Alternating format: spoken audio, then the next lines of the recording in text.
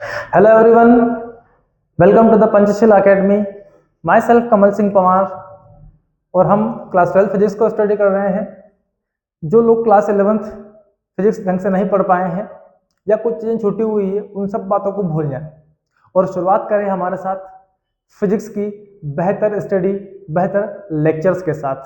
तो आज के इस लेक्चर में हम लोग डिस्कस करने जा रहे हैं इलेक्ट्रॉन थ्योरी के ऊपर।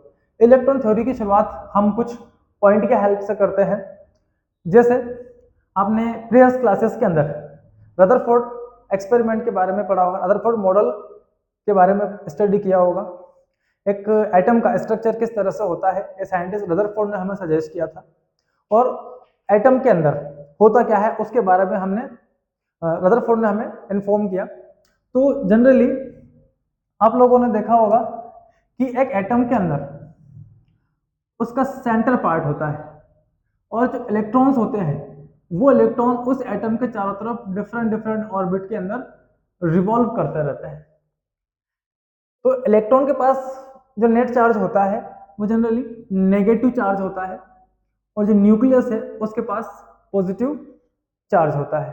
किसने सजेस्ट किया हमको?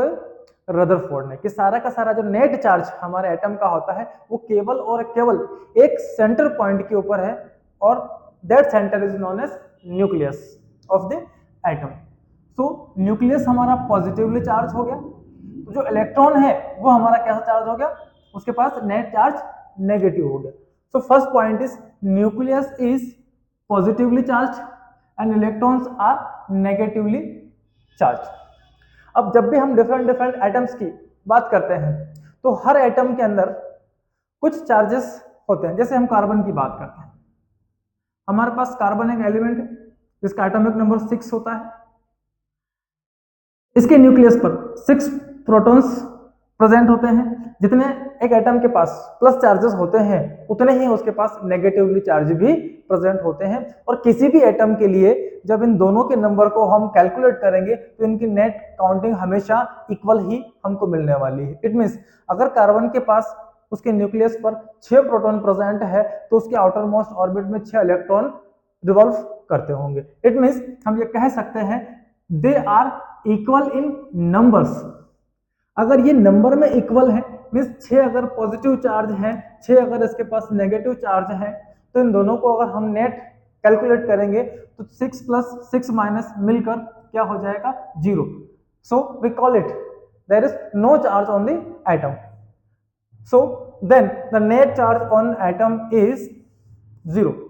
हर एक एटम जो हमको डिफरेंट डिफरेंट एटम्स नेचर में हमको मिलते हैं, हर एक एटम का जो नेट चार्ज होता है वो हमेशा कैसा होगा? 0 होगा। नेक्स्ट पॉइंट पर हम आगे बढ़ते हैं। जब भी हम दो सब्सटेंस, पिछली क्लासेस के अंदर हमने बात किया था कैसे हम एक बॉडी को चार्ज कर सकते हैं। तो चार्ज करने का तरीका हमने उसमें ये सीखा कि दो बॉडी को आपस में क्या करते हैं? हम रब कर दें।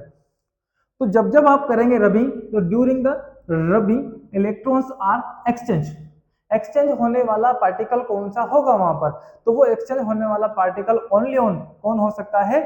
इलेक्ट्रॉन हो सकता है, क्योंकि इलेक्ट्रॉन ही वो हमारा पार्टिकल होता है जो किसी एटम के न्यूक्लियस के आउटर मोस्ट ऑर्बिट में रिवॉल्व कर सकता है। तो जो बाहर है उसको निकालना आसान होता है, बहुत मिनिमम फोर्स इस पर अप्लाई करने से ये इलेक्ट्रॉन इसकी ऑर्बिट को रिवॉल्व करके यहाँ से एस्केप आउट हो जाता है।